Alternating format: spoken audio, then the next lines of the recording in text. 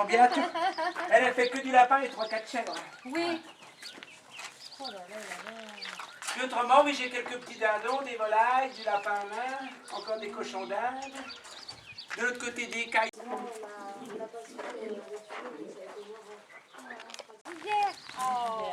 Bah, il se tient debout par rapport à hier, il y a déjà 10 minutes.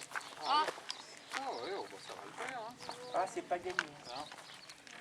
C'est délicat quand c'est... Ben, c'est parce qu'il ne peut pas boire, hein, du fait qu'il ne se tient pas debout, qu'il ne peut pas téter sa mère. Donc je la traite un peu comme je peux, puis je fais des biberons. Ah ouais. Sinon, il va se déshydrater.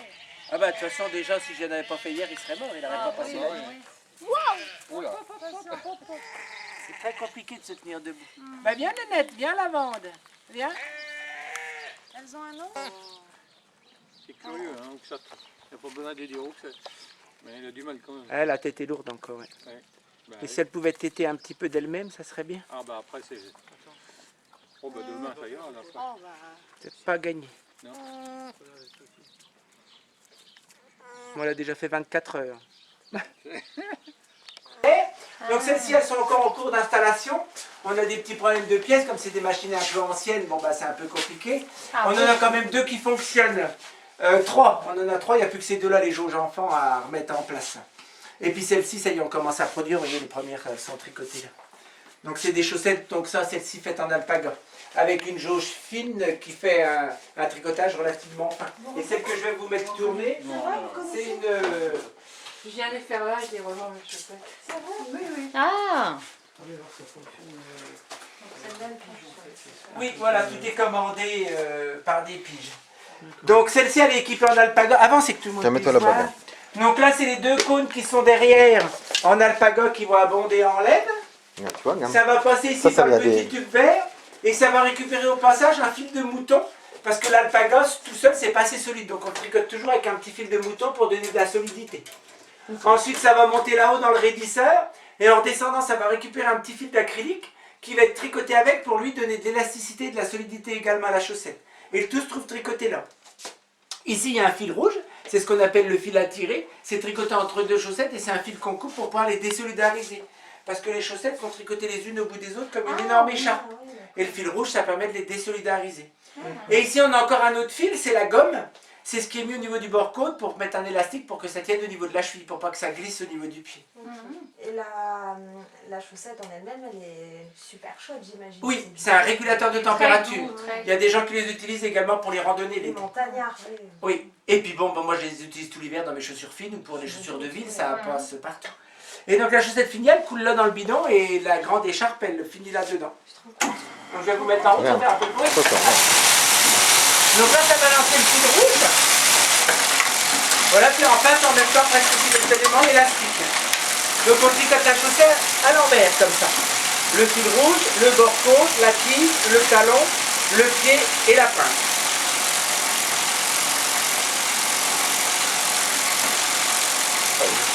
Donc là, la machine va arrêter l'élastique, et là, elle va accélérer. Voilà, bien accélérer. On a fini la partie bord-côte, on est en train de tricoter la tige. On met à peu près 1 minute et demie, 2 minutes pour faire une chaussette. C'est une machine qui date de... Celle-ci, elle a 53 ans et donc elle en a 10 de plus. C'est les 2 mêmes. Et là, il y a une chaîne qui s'écoute, c'est la chaîne des pointures. On met des maillons et on en enlève pour changer les tailles.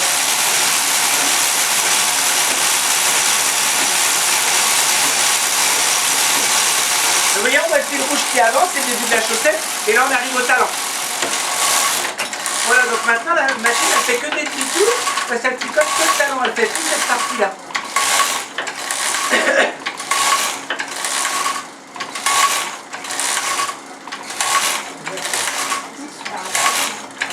Donc après vous allez voir, ça va repartir en circulaire pour faire le pied, et ça va refaire la pointe comme un talon, pareil, même principe.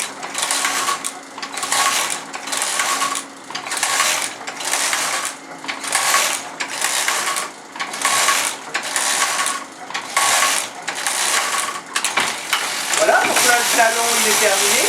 On est en train de faire le pied là peut-être.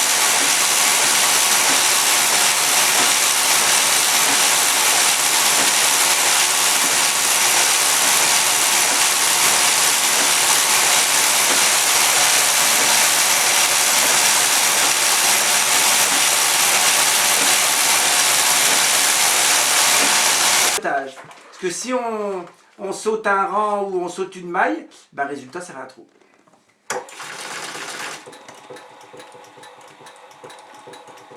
Donc après de l'autre côté, bah pareil, on va mettre sur le même poinçon.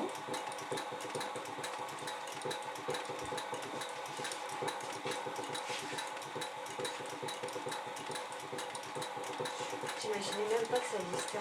C'est un truc de dingue comme ça. C'est beau. Bah, toutes les chaussettes sont faites comme ça. C'est super aussi ce que vous faites. Franchement.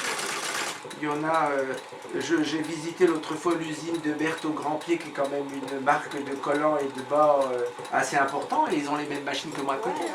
Et j'ai discuté avec les remailleuses qui remaillaient sur de la jauge 16, tout ça.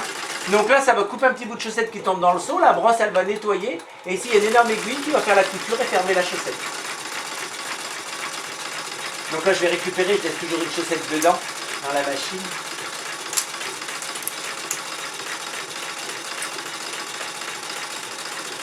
Donc vous allez voir, là, ça va couper un petit bout de chaussette, puis la rode, la maille que j'ai bloquée. La brosse, elle va nettoyer les fibres coupées, et puis après, il y a l'aiguille qui va la fermer et faire la couture. Et Josiane, la laine de Kiné, ceux qui sont allés voir l'élevage de lapins au Bora, elle était remailleuse de métier. Quand je fais un peu à la bourre, c'est elle qui vient m'aider à remailler, parce qu'elle va beaucoup plus vite que moi. Donc voilà, la couture, elle est faite.